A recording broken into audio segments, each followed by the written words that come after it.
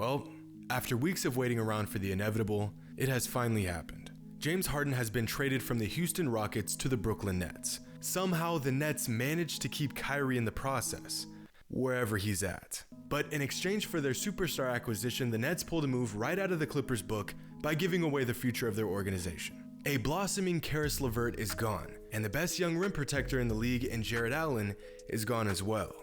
Oh, and the Cavs now have 37 centers on their roster. As predictable as this trade was, it's still a blockbuster move by the Brooklyn Nets. It was pretty obvious that Harden wanted out of Houston. From ignoring league protocol to make his daily visits to the strip club, to playing uninspiring basketball with his teammates that can't stand him, to showing up to a game looking like he somehow put on 72 pounds in 72 hours. James Harden's time in Houston was clearly coming to an end weeks ago. So now that the Nets have their hands on three of the most prolific offensive weapons in the league, how much success will they have this season? This trade was clearly an all-in type of deal. Brooklyn is completely set on winning a championship within the next couple of seasons. But is this even a realistic goal? And what can we expect from this Nets team? Well, I'd like to begin by showing y'all a chart of the highest scoring trios in modern NBA history. At the bottom, you have the 2006 Wizards, whose big three averaged just over 67 points per game. The 2020 Blazers make an unexpected appearance on this list at just under 70 points per game. You have the 2011 Heat, the 2015 Thunder, the Run TMC Warriors at 72.5 points per game, and rounding out the top three highest scoring trios in modern NBA history are the 2019 Warriors, the 2020 Rockets, and the 1984 Nuggets starring Kiki Do You Love Me Vandaway. But no trio in modern NBA history has averaged over 76.7 points per game. And then, there's the Brooklyn Nets, who after acquiring James Harden have a big three that combines for an absurd 83 points per game. Now, of course, Harden hasn't played with the Nets yet, and we can all assume that we will see a dip in their production once they have to share the ball more. But this number only includes Harden's 24.8 points per game he's averaged this season, as opposed to his 30 plus points per game in past seasons. So this number of 83 points per game combined is very realistic, which means this trio is by far the greatest collection of scores on one team the league has ever seen. And it isn't even close. But if we take a closer look at this list of all-time scoring big threes, it's clear that just putting the ball in the hoop doesn't always lead to success throughout the season. In fact, it rarely does. Out of these 14 teams, only 6 made it past the second round of the playoffs, and only one team actually won the championship that season, and that team was the 2001 Lakers. So let's take a look at this from a different angle. Usage. Because let's be honest, there's only one basketball on the court, and as much as I like to see Kyrie and Harden cook up a mean ISO possession, this type of basketball will not work if they want to contend for a title. Durant, Kyrie, and Harden combined for an average usage of 94.2%. If we look at the top 5 highest point producing big threes in modern NBA history and their usage, there is only one team that even comes close to the potential usage of this Nets team. And to no one's surprise, James Harden was on that team as well. 2 of the 3 highest usage big threes in NBA history, and James Harden is featured in both. The Warriors being the only team to even make it to the conference finals out of these 5 teams. Okay, but what if we look strictly at the best big threes of all time? Now, this list is subjective, but in my estimation, these are the best big threes in league history.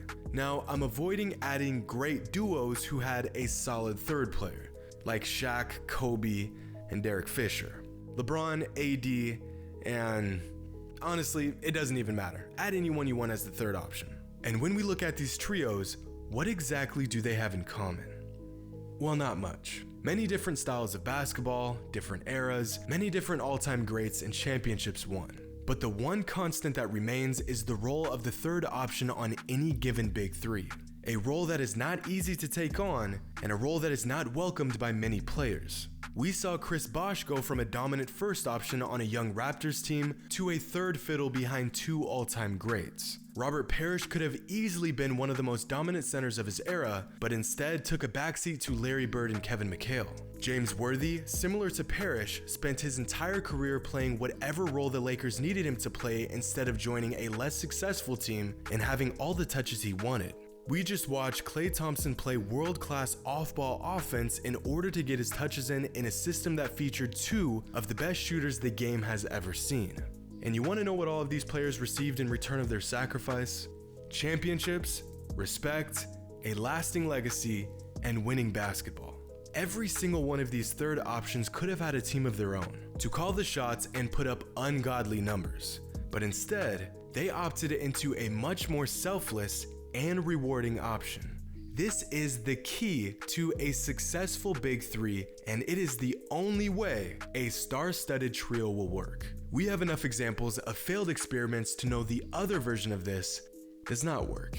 So my question becomes, who out of these three all-time great offensive players is willing to take a back seat? Because no matter how you split it, one of them will have to.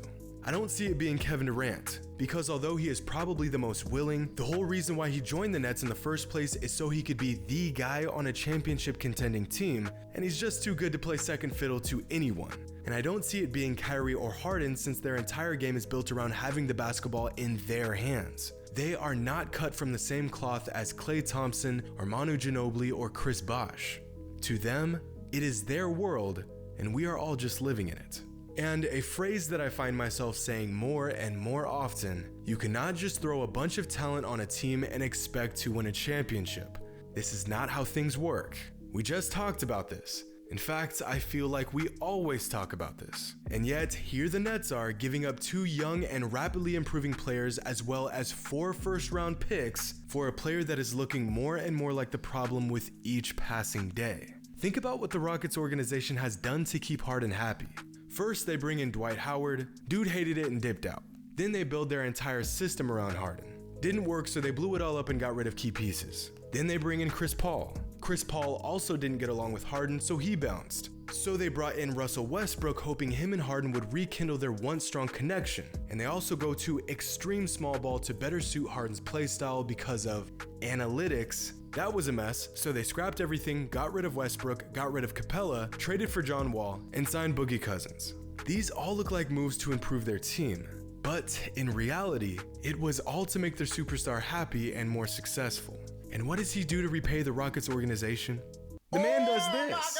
Pair this toxicity with Kyrie Irving's "the earth is flat, third eye, I'm so woke" nonsense, and you've got possibly the least cohesive, nauseating, but freakishly talented duos we've ever seen. And Kevin Durant. Poor Kevin Durant. So, what do I think about this trade? I think the Nets had a bright future ahead of them with a stockpile of young talent mixed in with 2 megastars. They probably gave up more than they should have for a player that Houston was more than glad to get off their hands. James Harden is an absolute force on the offensive end, but they already had 3 players that could fill a similar role. At the end of the day, the Nets went from contenders to please God, we must win this title because we have officially gone all in on this roster. Regardless, I cannot wait to see how Durant, Kyrie, and Harden will play together once, or shall I say if, Kyrie comes back from his spiritual trip. I mean, short hiatus for personal reasons. So, I'll leave y'all with something interesting. A chart showing the most accomplished trios in the NBA. This chart combines for all major accomplishments, such as championships, MVPs, scoring titles, all-star selections, defensive team selections, pretty much any meaningful accolade, and displays that number as one grand total for each NBA team's best trio. Enjoy. And as always, until next time.